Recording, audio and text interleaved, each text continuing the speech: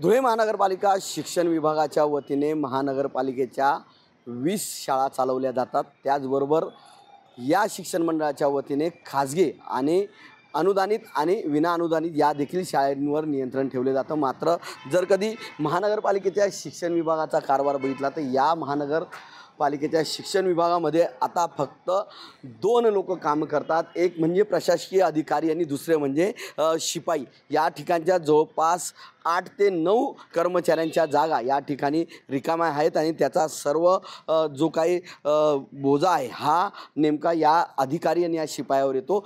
शिक्षण मंडळाच्या वतीने संपूर्ण शहरामध्ये महानगरपालिकेच्या 20 शाळा चालवल्या जातात। त्याचबरोबर ज्या काही खाजगी अनुदानित आणि विना अनुदानित ज्या शाळा आहेत या देखील या शिक्षण मंडळाच्या वतीने चालवल्या जातात।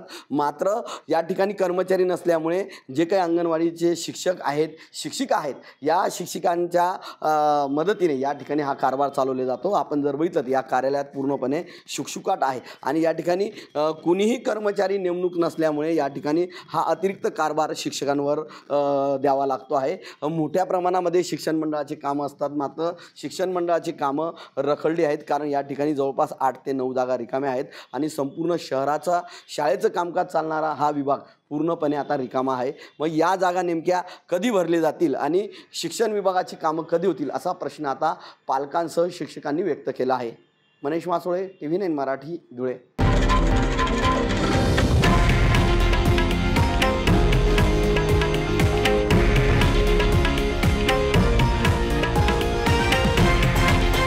हे आहे देशातील नंबर 1 न्यूज नेटवर्क आणि आपण पाहत आहात TV9 मराठी, एकमेव।